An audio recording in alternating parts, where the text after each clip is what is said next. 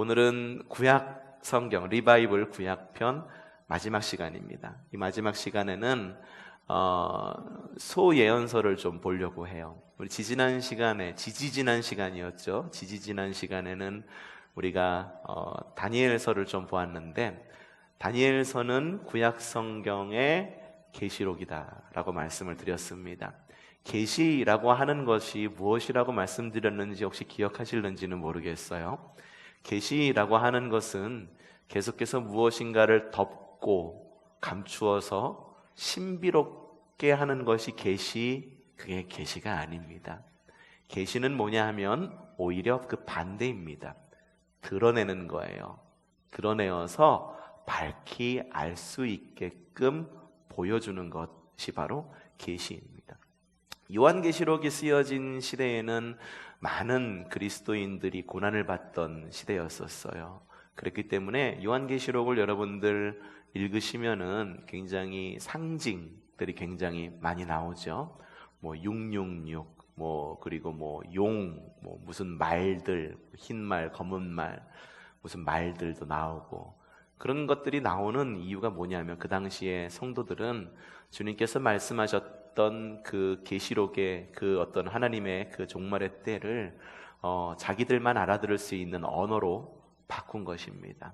그러니까 그 당시에 사람들은 계시록을 받아들고 읽었을 때 어떤 신비한 책이라기보다도 하나의 은유 혹은 하나의 비유로 충분히 알아들을 수 있었을 거예요. 근데 그게 점점 시간이 지나고 나니까 그런 비유와 은유들이 우리에게는 익숙하지 않은 시대가 우리에게 오게 된 거죠.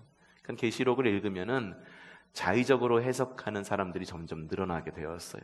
특별히 이단들은 계시록을 굉장히 자신들의 입맛에 맞게끔 고치기 굉장히 쉽거든요. 그냥 은유기 때문에, 비유기 때문에, 은유기 때문에. 그래서 자기들의 입맛에 맞춰 갖고 조금씩 바꿉니다. 그 비유라고 하는 것은요, 굉장히 이렇게 바꾸려고 마음만 먹으면은, 건강하지 않은 생각을 갖고 마음을 먹고 바꾸려고 마음만 먹으면 충분히 조금씩 틀을 수 있어요. 그렇기 때문에 이단들이 계시록을 굉장히 많이 이용을 하고, 그 계시록에 나와 있는 것을 마치 숨겨진 무슨 특별한 무엇인 것 마냥 그렇게 이렇게 해석을 하죠. 다니엘서 역시 구약의 계시록 혹은 묵시라고 말씀을 드렸어요.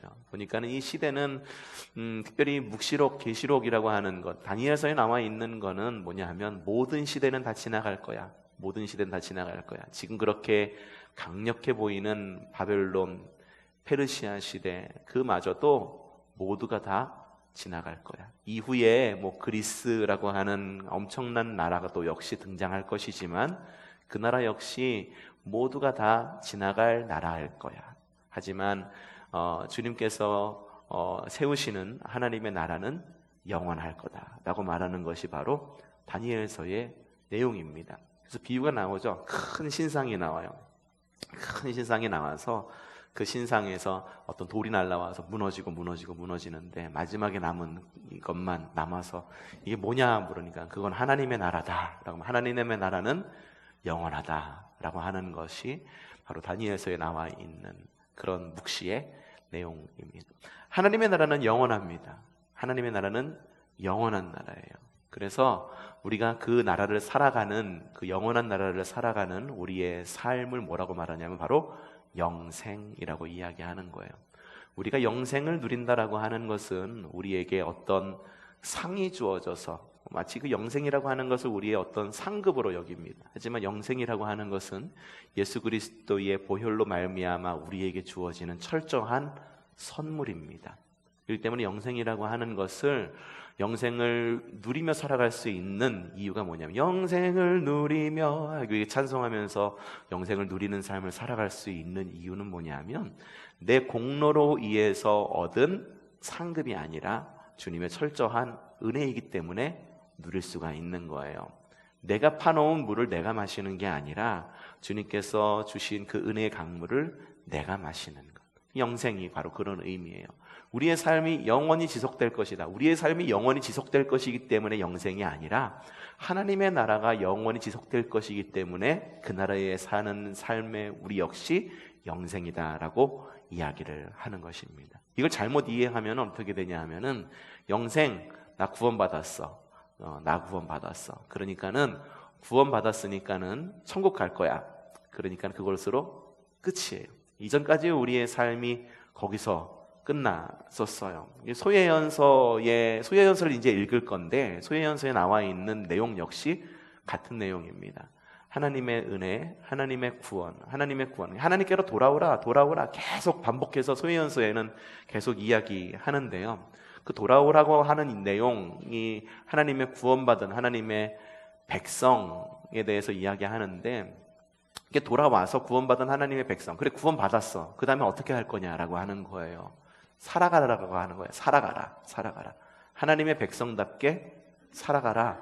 구원받았으면 구원받은 백성답게 살아가라라고 하는 거예요. 믿는 대로 살아가라. 우리가 신앙생활을 할 뿐만 아니라 생활신앙으로도 이어져야 된다라는 것을 계속해서 이야기하는 것이 바로 소예언서라는 것이죠. 자, 소예언서 함께 넘어가 보도록 하겠습니다. 소예언서를 갖다가 12예언서라고 부르기를 원합니다. 왜냐하면 구약 성경에 있는 소예언서는 그 모든 묶음이 한 권 한 권으로 되어 있는 것이 아니라 소예언서는 그냥 하나로 묶어져 있어요. 그냥 한 권이에요. 한 권. 이게 히브리어 성경에 나와 있는 소예언서의 위치다라고 하는 거죠. 그래서 이것을 한 대로 묶어서 테레아사르라고 불렀다고 합니다. 테레아사르라고 하는 것은 열둘이라고 하는 뜻을 가지고 있어요. 열둘이라고 하는 뜻 하니까 우리가 뭔가 느낌이 오죠. 열둘 하면은 상징하는 것들이 굉장히 많아요. 12지파, 또 12명의 예수님의 제자, 그런 거를 갖다가 굳이 거기에 붙이려고 하지 않아도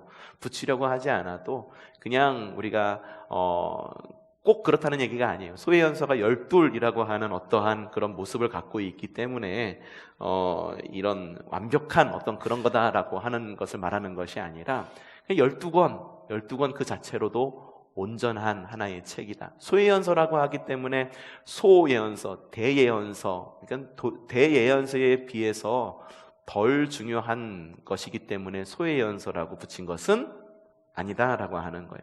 소예언서라고 붙인 이유는 뭐라고요? 한 권이 대예언서에 비해서 짧아요. 얇은 책이기 때문에.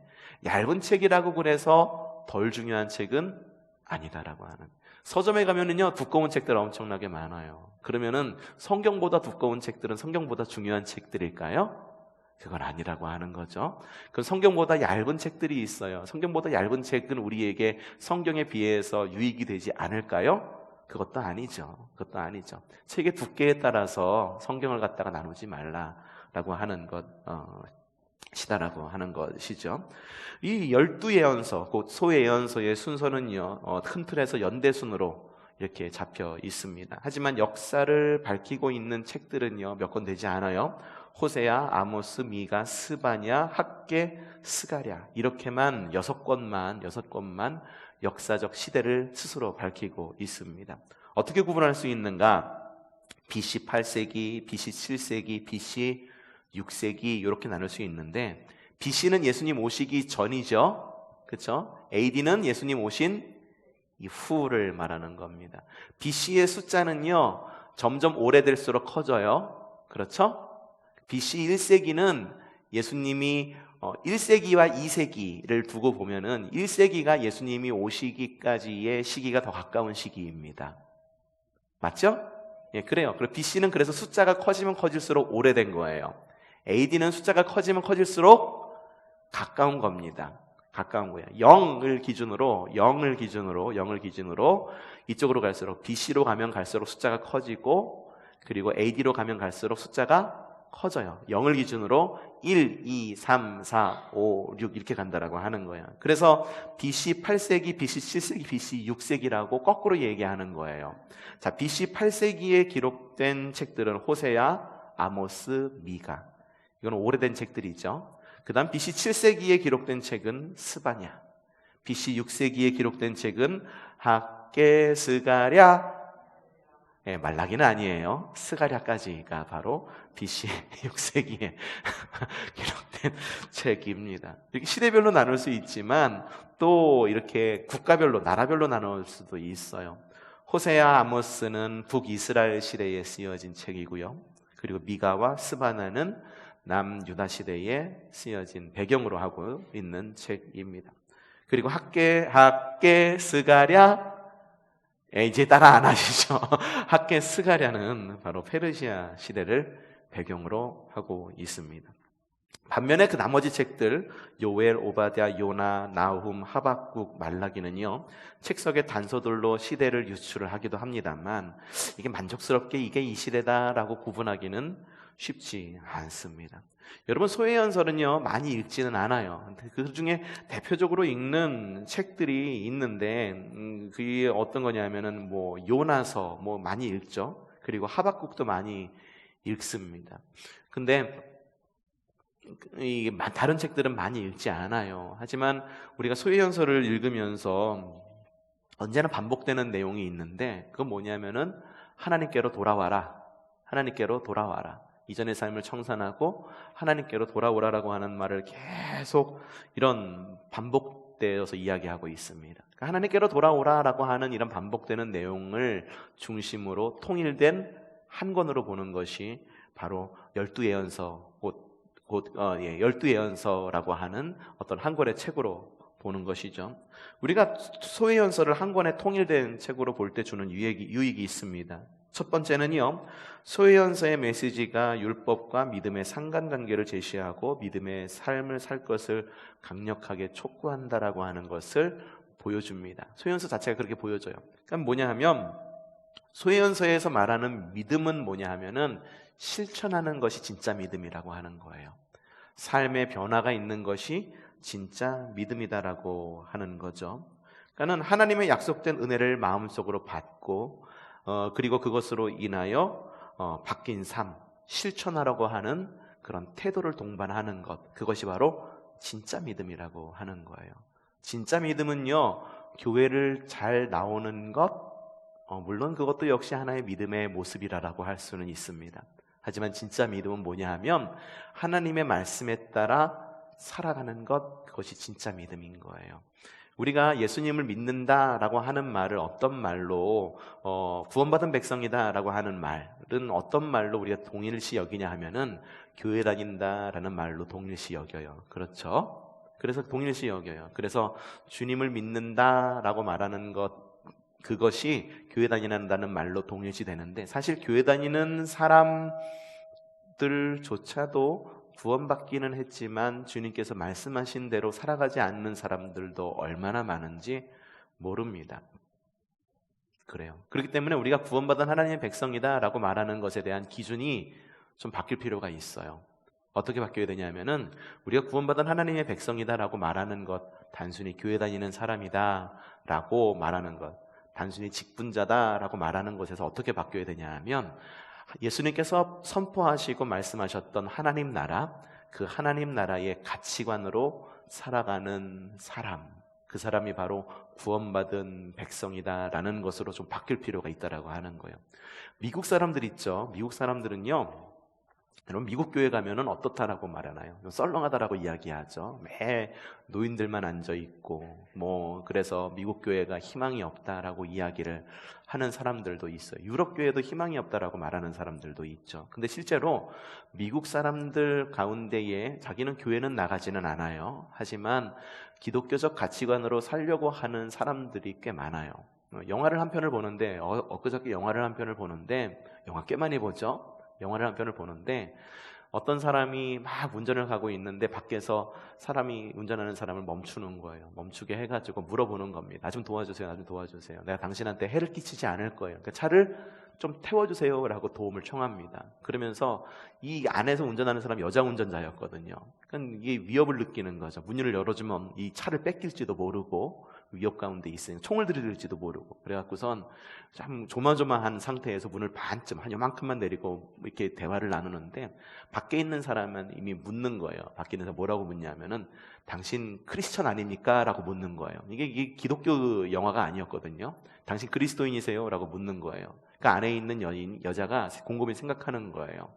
비록 자기는 교회에 나가지는 않았어요. 교회에 나가지는 않았고, 늘 교회에 나가지 않는다라고 하는 게 늘 매주를 지키는 그런 사람은 아니었다라고 하는 거예요. 그럼에도 불구하고 자기는 주님께서 말씀하신, 예수님께서 말씀하신 그 복음의 가치관 안에서 살려고 노력하면서 사는 모습이 떠오르더란 말이죠. 그러면서 그 여자가 말하는 게, 맞아요, 나는 그리스도인이에요 라고 말하는 모습을 이렇게 영화 속에서 이렇게 들을 수가 있었어요. 그 남자를 태워주는데 어떻게 됐을까요? 그 남자가 나쁜 놈이었어요. 차를 결국은 뺏기게 되는데, 이게 이제 결국 그걸 이용해 먹은 거죠. 하지만 우리가 여기서 발견할 수 있는 게 뭐냐면, 그리스도인이라고 하는 것, 물론 우리가 건강한 교회론을 가지고 있다라고 한다면 교회라고 하는 공동체를 우리가 무시해서는 안 됩니다. 교회라는 공동체 안에서 우리의 신앙이 자라고, 교회라고 하는 공동체가 우리에게 주는 유익을 무시해서는 안 돼요. 그렇기 때문에 우리는 매주마다 교회에 나와서 함께 예배하고, 여러분들 수요 예배에 이렇게 나오신 이유도 역시 뭐냐면 교회 공동체 안에서 내가 성숙한다라고 하는 것을 알고 있기 때문에 나온 거죠. 맞아요. 하지만 우리가 그리스도인이라고 하는 것을 단순히 이렇게 나오는 것 하나만으로 그리스도인이라고 말하는 것, 그럼 뭔가 하나가 좀 빠진 것 같다. 근데 소위연서에서 말하는 게 뭐냐면은 믿음과 행위가 따라야 된다라고 하는, 이게 뭐냐면은 믿는다, 우리가 그리스도인의 가치관으로 살아간다라고 말한다면은 그 가치관에 맞게 살아가야 된다라고 소위연서에서 계속 이야기하는 거예요. 우리가 30분의 1 프로젝트를 진행하고 있죠. 보면은 30분의 1 프로젝트에서 찬양을 하고 그 뒤에 이어지는 것을 우리는 설교라고 부르지 않아요. 보통 강의라고 그렇게 이야기를 하는데, 강의를 듣는 이유가 뭐냐 하면은 설교라고 하는 것, 그것도 역시 또 다른 의미에서 설교입니다. 하지만 강의라고 이야기하는 게 뭐냐면, 이유가 뭐냐 하면 30분의 1을 통해서 제가 의도하는 게 뭐냐 하면 바로 하나님 나라의 가치관 안에서 살아가는 그리스도인을 양육시키는 것, 그것이 바로 30분의 1의 주된 목적이에요. 그래서 그것에서 들려지는 말씀, 여러분 예수님 믿으시기를 바랍니다, 주님만이 우리 구원이십니다, 막 뜨겁게 콜링하는 건 없을 거예요. 하지만 그 안에서 있는, 물론 때에 따라서 그런 콜링도 있을 수도 있습니다만, 많은 경우에 30분의 1에서 진행되는 그러한 이야기는 뭐냐 하면, 우리가 기본적으로 갖추고 있는 그리스도인의 세계관, 기독교적 가치관을 바탕을 둔 내용들, 우리가 믿는다라고 하는 것이 무엇인가? 믿는다라고 하는 건, 지난 시간에 돈에 대한 이야기를 했죠. 믿는 사람은 돈에 대해서 생각할 때도 다르게 생각해야 된다라는 거예요. 그리고 다음 시간에는 뭘 할 거냐면 커피 한잔 할까요? 이게 뭐지? 믿는 사람들은 관계에 있어서도 다른 관계를 맺어야 된다라고 하는 거예요. 그 다음 시간 주혁선 목사님 오셔서 하는 강의는 바로 너무 바쁜 우리라고 하는 타이틀이죠. 뭐냐면 그리스도인이라고 한다면 시간을 사용하는 것 역시 믿지 않는 사람과는 다르게 사용해야 된다라고 하는 거예요. 다음 시즌 또 뭐가 준비되어 있냐면은 어떤 사업체를 운영하시는 분이에요. 굉장히 사업체를 어떤 그리스도의 가치관을 세우고 운영하시는 분인데, 그분이 오셔가지고선 강의를 할 건데, 뭐 설교를 할 건 아니에요. 어떻게 사업을 운영을 하고 있는지를 보여줄 거고 이야기를 해줄 건데, 거기서 보여줄 것도 역시 마찬가지예요. 뭐냐면, 그리스도를 믿는 사람이라고 말한다면은 사업체는 그리스도인답게 운영하는 것을 어떻게 하는 것인가? 비록 자신이 가지고 있는 사업체 안에서의 작은 어떤 그런 부분일지는 모르지만, 그래, 그리스도인이라고 한다면은 사업체를 운영함에 있어서도 어떻게 운영해야 될 것인가? 운전을 하는 사람들 있죠. 운전을 한다고 한다면 그것도 하나의 사업이죠. 그 운전을 할 때에도 그리스도인이라고 한다면은 어떻게 운전할 것인가? 요리를 하는 사람이라고 한다면, 그래, 나는 그리스도인으로서 어떻게 요리를 해야 될 것인가? 그리고 내가 만약에 직장을 다니는 직장인이라고 한다면, 그래 내가 그리스도인이라고 한다면 어떻게 직장 생활을 할 것인가? 뭐 신회를 꾸려가지고 구별되게 예배한다, 그걸 말하는 게 아니라 그리스도인이라고 한다면 다른 직장인들과 뭔가 다르게 직장 생활을 해야 되지 않겠는가? 그것을 이야기하는 것이 30분의 1이에요. 또 소회연서에도 그걸 이야기하고 있는 거예요. 이게 뭐냐 하면은 믿음이란 곧 행위가 따라줘야 되는 것, 그것이 바로 믿음이다라고 하는 거죠. 두 번째 소회연서에서 보여주는 게 뭐냐 하면 예수 그리스도에 대해서 이야기하고 있어요. 주님에 대해서 이야기하고 있죠.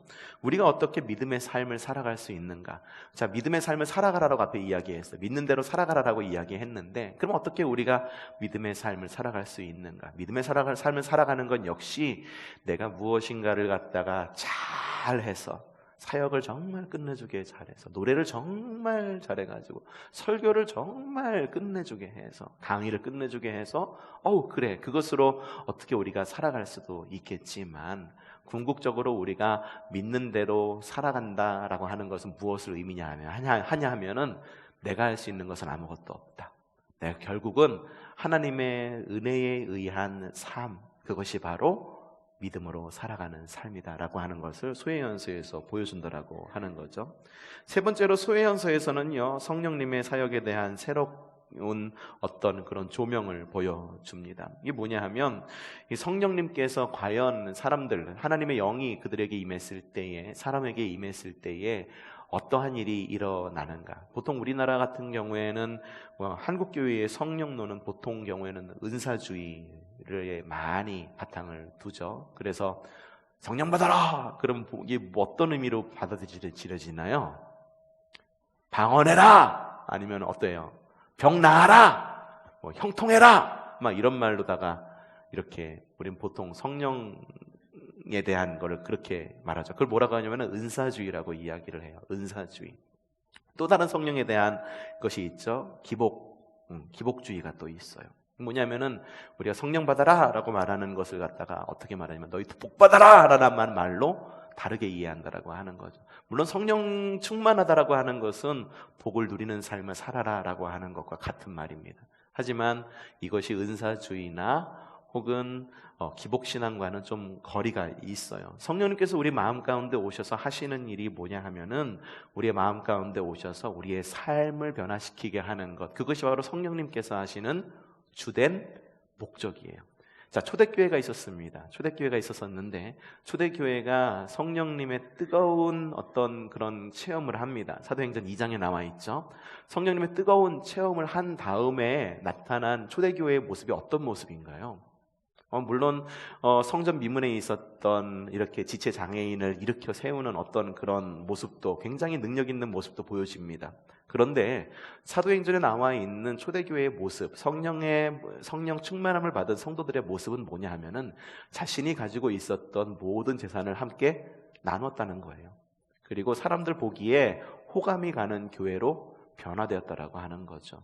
그리고 주님의 말씀 따라 살아가게 하려고 사람들이 모여서 무엇을 했나요? 예배한 거예요. 성령님이 마음에 오시면 그런 변화가 일어나는 겁니다. 그리고 성령님께서 일하시는 방법이 바로 그거예요. 사람들의 삶을 변화시키는 것. 그러니까 내 삶이 변화되기를 원합니다, 주님이라고 말했을 때 내가 구해야 되는 게 뭐냐 하면 성령님 나에게 오셔서 나의 마음을 다스리시고 통치해 주세요. 주님, 초대교회에 있었던 뜨거운 성령의 불을 나에게 부어주세요. 그래서 원하는 게 무엇이냐라고 주님께서 물어봤을 때 주님, 내 삶이 바뀌기를 원해요. 미운 마음이 사라지기를 원하고요. 게을렀던 나의 삶이 완전히 바뀌기를 원하고, 그리고 나의 삶에 있었던 주님 안에서의 누리면서 구원받은 백성으로서의 삶의 모습, 그것을 회복하기 원합니다 라고 바라는 것, 그것이 바로 성령 충만함, 그것이 바로 성령에 대한 그런 모습이다라고 하는 거죠. 또한 소위연서를 읽으면서 주어진 우리에게 대한 유익은 뭐냐면, 네 번째죠. 뭐냐면 형식이 아닌 마음의 변화가 하나님과의 올바른 관계의 성립 요건임을 깨닫게 해주신다라고 하는 거예요. 하나님은 우리에게 복을 약속해 주시죠. 그렇죠? 여러분 복 받으세요. 예, 새해 복 많이 받으세요. 여러분 복 많이 받으세요. 자꾸 이렇게 이야기하니까는 야, 주님 믿으면서 복 받는 것, 그거는 주님을 믿는 것과는 거리 먼 거야 라고 생각하기 쉬운데 또 그건 아니에요. 우리가 주님을 믿음으로 인하여 우리가 얻는 유익은 뭐냐 하면 바로 하나님 안에서 누리는 복이에요. 하나님 안에서 누리는 복이다라고 하는 거죠. 근데요, 이러한 복은 어떤 하나님과의 기계적 관계에서 오는 복은 아니다라고 하는 거예요. 내가 하나님과의 어떤 언약의 관계예요. 그래서 끈끈한 언약의 관계 안에 묶여 있는 거죠. 그런데 그 언약의 관계라고 하는 것은 언약이라고 하는 나의 발목을 꽉 붙잡아가지고선 하나님께서 나에게 복을 주시지 않고서야 못하시는 분이야, 그것이 아니라 이건 뭐냐면 기계적 관계죠. 기계적 관계. 내가 무엇인가를 열심히 해가지고선 얻는 하나님께서 주는 복. 예를 들어 이거죠. 사역을 끝내주게 열심히 해요. 다른 사람들보다 시간을 많이 내서 사역합니다. 그러면은 하나님께서 우리에게 복을 주실 거라고 믿는 것, 그런 복이 아니에요. 그건 기계적 복이죠. 또 하나님께 내가 헌금을 많이 해요. 헌금을 다른 사람들보다 정말 헌금을 많이 해요. 그래서 그렇기 때문에 하나님께서 나에게 복을 많이 주실 거다라고 하는 그러한 복에 대한 생각, 이건 기계적인 복의 생각이에요. 하지만 주님께서 우리에게 주시는 복은 어떤 복이냐 하면 하나님과 우리 사이의 그 관계에 의한 복이다라고 하는 거예요. 인격적인 그런 만남으로 인한 복. 그래서 소위원서에서 말하는 게 뭐냐 하면 형식에 치우친 제사와 행위를 굉장히 경멸합니다.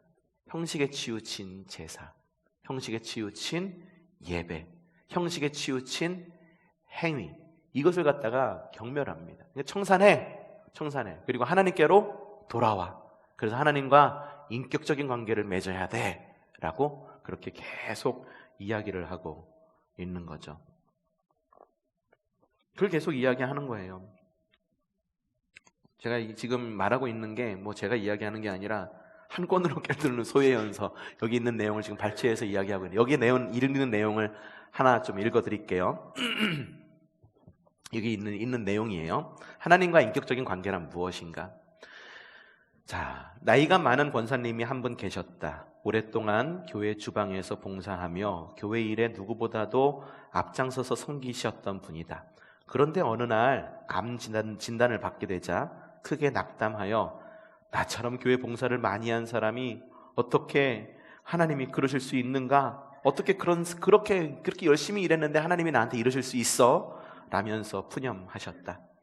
권사님의 낙담은 점점 커졌고 그분은 급기야 하나님을 부정하고 세상을 떠나셨다. 이분을 정죄할 마음은 없지만 여기서 짚고 넘어가야 할 부분이 있다. 신앙이 외형적인 행위와 의무에 치중하고 하나님을 향한 내면적 사랑에 소홀하면 형식적 행위만 남게 되고 또 그 행위에 상응하는 복을 받지 못하면 실망하게 된다는 교훈이다. 하나님과의 관계에서 외형적 행위에 치중할 때 우리의 신앙은 대가를 바라는 신앙으로 전락할 수밖에 없다. 뭐 이렇게 이야기를 하고 있어요. 근데 많은 사람들이 보통 이렇게 믿어요. 내가 이렇게 열심히 하나님을 믿었는데, 내가 이렇게 하나님을 위해서 열심히 봉사했는데, 내가 하나님을 위해서 열심히 사역하고 열심히 헌금했는데 어떻게 나에게 이럴 수가 있어? 그런 마음을 가질 수 있다라고 하는 거죠. 보통은 이 이야기는 안 하는 게 좋을 것 같은데, 어떤 사역을 끝마치고 이렇게 마무리할 때 보통 이런 마음이 많이 들어요. 사람에 대한 실망, 그래갖고 사람에 대한 실망, 하나님에 대한 어떤 그런 실망감, 그런 것으로 인해갖고 다 싫어. 사람도 싫고 하나님도 싫고 교회도 싫고, 그래서 나 갈 거야 이러고선 교회를 떠나가는 사람, 신앙을 버리는 사람들이 상당히 많다라고 하는 거죠. 다섯 번째, 소위원서는 또 왜 유익이 있냐면 새로운 창조 질서에 대한 가르침이 있기 때문이다라고 이야기를 하고 있습니다.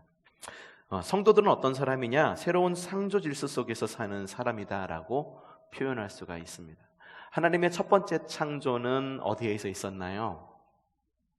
창세기에 기록되어 있죠. 그래서 태초에 하나님이 천지를 창조하시니라. 천지를 창조하셨다라고 하는 것은 무엇인가 있었던 것에서 또 다른 것을 만드셨다라고 하는 것을 의미하는 것은 아니죠. 이 과학자와 이 옛날에 쓰던 그런 비유 있잖아요. 과학자와 첨단의 어떤 과학 기술이 있는 과학자와 하나님과 내기를 한 거예요. 과학자가 하나님께 도전장을 내민 거죠. 하나님, 내가 당신께 도전하겠습니다. 당신께 도전하겠습니다. 이제 드디어 과학기술이 첨단에 이르러서 생명을 창조할 수 있는 경제까지 이르렀습니다. 나와 함께 생명 창조에 한번 경쟁을 해봅시다. 한 과학자가, 무신론자 과학자가 그렇게 이야기합니다. 하나님이 그 도전을 받아들여 주셨을까요? 네, 받아들여 주셨어요. 그럼 해보자! 라고 이야기한 거예요. 해봅시다! 라고 이제 컴페티션이 이루어진 거죠. 경쟁이 이루어진 거죠. 그리고선 이렇게 만들려고 이게 하나님과의 경쟁의 자리에 이게 나온 거예요. 그리고선 이제 만듭시다. 이제 만들기 시작하는데 하나님께서 말씀하시는 거예요. 잠깐, 왜요? 과학자가 이야기하죠. 야, 네가 만들 재료는 네가 만들어서 와야지. 왜 내가 만든 재료를 갖고 네가 만들려고 그러니? 라고 하나님께서 그렇게 이야기했다라고 하는 거예요. 하나님이 흙으로 천지를 흙으로 사람을 만드셨어요. 그렇죠? 과학자가 할 수 있는 일도 역시 그거예요. 흙으로 무엇인가를 만들 수는 있겠죠. 하지만 그 흙은 누가 만든 겁니까? 하나님이 만드신 거죠. 하나님이 무에서 유를 창조하셨다라고 하는 건 바로 그런 거예요. 무라고 하는 것은 아무것도 없는 거예요. 정말 아무것도 없는 거예요. 티끌 하나도 없는 거예요. 그것에서 유를 만드는 창조의 기술은 아무리 과학이 발달된다 하더라도 결코 만들어질 수 없는 거예요. 무에서 유를 만든다라고 하는 건 바로 그런 거다라고 하는 거죠. 그 무에서 유를 만든 것이 첫 번째 창조예요. 두 번째 창조가 우리에게 있습니다. 뭐냐 하면 예수님으로 인하여 새롭게 창조된 우리의 삶, 곧 예수 그리스도를 믿고 구원받은 하나님의 백성의 삶, 그것이 바로 두 번째 창조입니다. 우리는 두 번째 창조받은 하나님의 백성이에요. 바로 그러한 정체성을 갖고 이 땅에서 살아간다라고 하는 거죠.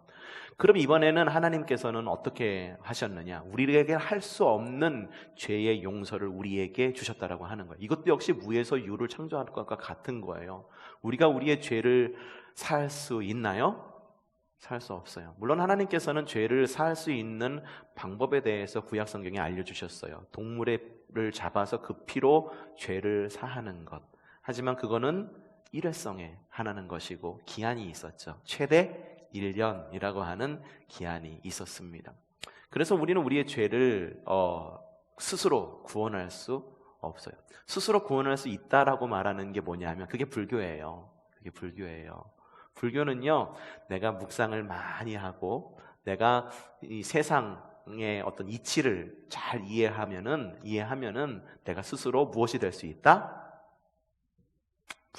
부처가 될 수 있다. 그걸 뭐라고 말하나요? 성불이라고 이야기해요. 성불한다라고 하는 거는 우리가 말하는 구원과는 완전히 다른 거예요. 우리의 구원은 누군가가 우리에게 주신 선물이고, 하지만 성불이라고 하는 건 내 손으로 내가 이루는 거예요. 산은 산이고 물은 물이다.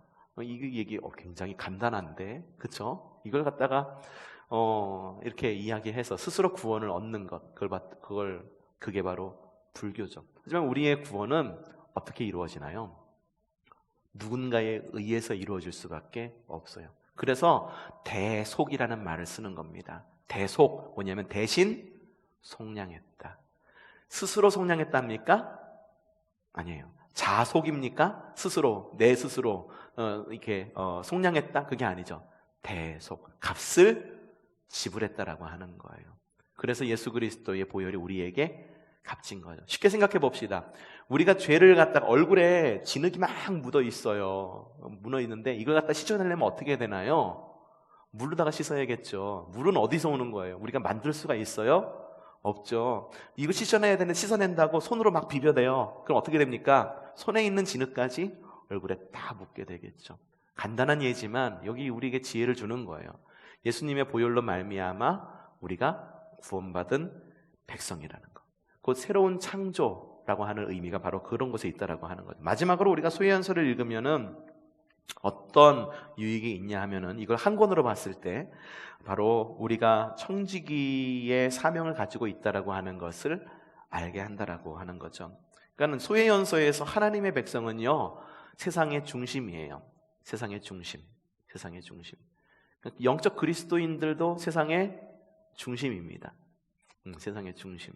세상의 중심이라고 하는 거는 세상의 중심인 나를 하나님께서 구하시는 어떤 그런 것이 아니라 하나님이 세상의 중심이기 때문에 그리스도인들도 역시 세상의 중심이다라고 하는 거예요. 그렇기 때문에 세상의 중심에 있어요. 그렇기 때문에 우리를 뭐라고 말하냐면 세상의 소금이고 빛이다라고 이야기를 하는 거예요. 지구가 태양주의를 돕니까? 태양이 지구주의를 돕니까? 지구가 태양주의를 돕니까? 태양이 지구주의를 돕니까? 지구가 태양주의를 돌죠. 그럼 태양계의 중심은 지구입니까? 태양입니까? 태양계의 중심은 지구입니까? 태양입니까? 태양이죠.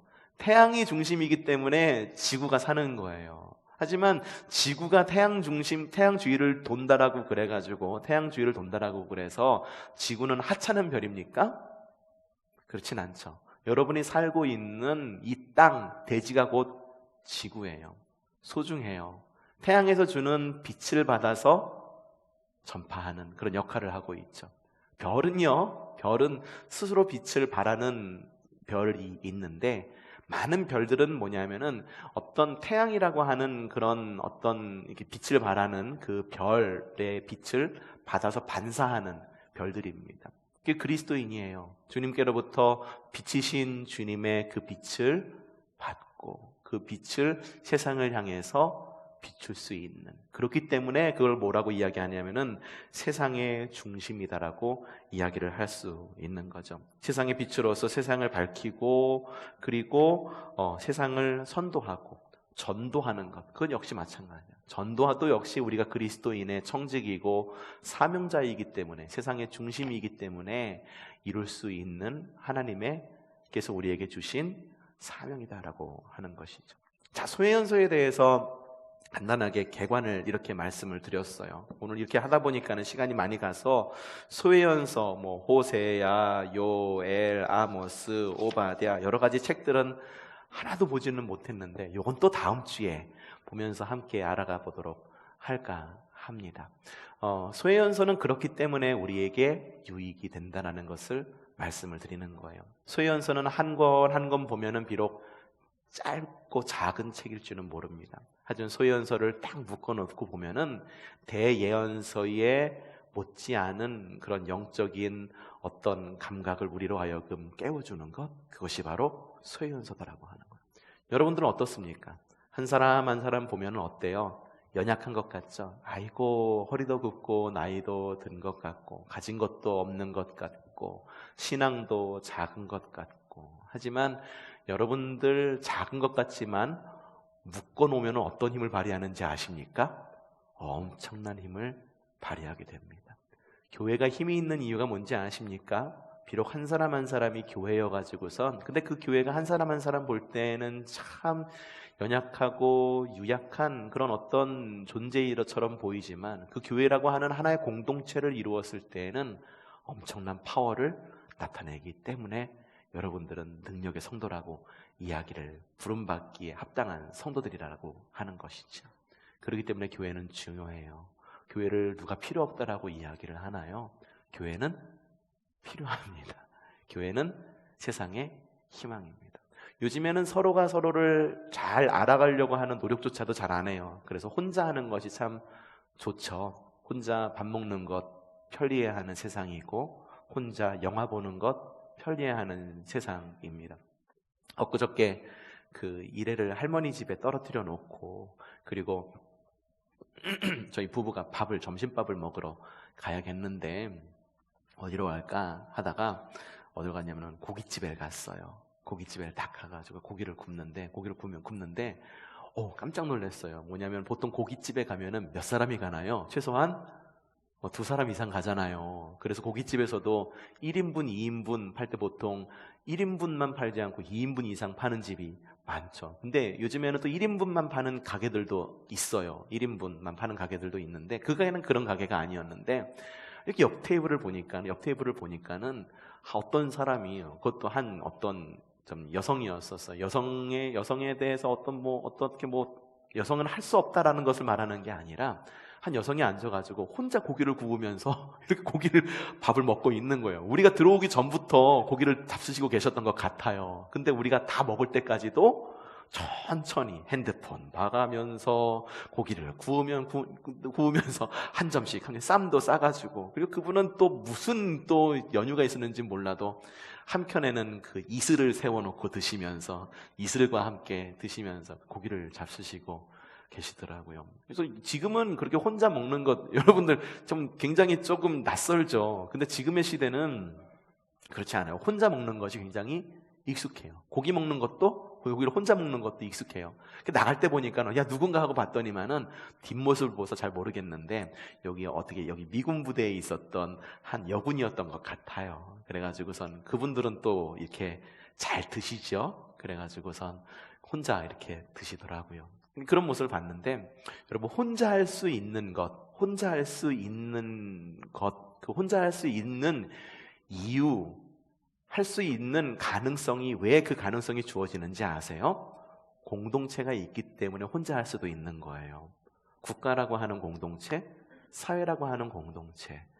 혼밥 하려고 하면 무인도에 가서 혼밥하지, 왜 남이 차려놓은 식당에서 혼밥을 해요? 그렇죠?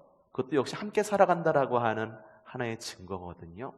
우리가 혼자일 수 있는 이유, 때로는 우리가 좀 혼자이고 싶어라고 생각할 수 있는 이유는 뭐냐면, 우리가 공동체를 이루기 있기 때문에 혼자서도 무엇인가를 할 수 있는 거예요. 우리는 누군가에게 영향력을 받고 살아가요. 알게 모르게. 그리고 그걸 무시할 수가 없죠. 교회도 역시 마찬가지예요.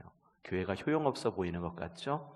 하지만 교회가 있기 때문에, 그리고 그 신앙을 지탱해 줄 그 공동체가 있기 때문에 한 사람의 신앙도 역시 유지될 수가 있는 거예요. 나 교회 나가지 않고 신앙생활 하고 싶어. 그래서 실제로 가난한 교인이라고 이야기하죠. 거꾸로 하면 안 나가. 교회에 안 나가. 대신 혼자 신앙생활 할래. 혼자 말씀 읽고 혼자 새벽기도 할 거고 혼자 뭐 할 거고, 이렇게 이야기를 해요. 근데 이것도 역시 은혜가 뭔지 아십니까? 혼자 신앙생활을 하는 것 건강하지 않다라고 이야기는 하지만, 혼자 신앙생활을 할 수 있는 가능성이라도 조금 있을 수 있는 이유가 교회라고 하는 공동체가 있기 때문에 혼자 할 수 있는 거예요. 그나마도. 아시겠죠? 그러니까 소유연소도 마찬가지. 적절한 비유일지는 모르겠지만 소유연서 한 권 한 권 보면은 굉장히 미약하고 작은 책일지 모르지만, 이 책들이 모여 있고 통일성을 가진 어떤 그런 내용을 담고 있을 때에 우리가 소유연서를 읽을 때 유익이 주어질 수 있다라고 하는 것. 소유연서를 함께 모아서 읽을 때 우리에게 주는 영적 유익이 대연서만 못지 않다라고 하는 것. 어쩌면 훨씬 더 큰 그러한 유익을 우리에게 주기도 한다라고 하는 것. 그런 영적인 혹은 그러한 생각을 마음에 품으시고, 소유연서, 개론이죠. 다음 시간에 또 해야 될 것 같아요. 하다 보니까 또 길어져서 또 해야 될 것 같은데, 그래요. 세 번째 시간 또 갔죠. 세 번째 시간 가지면서 함께 소유연서 다음 주에 읽을 때 과연 이 소유연서들이 우리에게 어떤 영적 유익을 또 주는가 한 권 한 권 짚어가면서, 12권 짚어가려면 또 한도 없어요. 또 길어요. 한 권당 5분씩 잡으면 12권이면은 5분씩 잡으면 12권이면 1시간이네요. 5분씩도 못 잡네. 맞나요? 60분 맞죠? 1시간이네요. 금방금방 짚고 빨리빨리 짚고 넘어갈 텐데, 그것을 통해서도 우리에게 은혜가 있기를 바랍니다.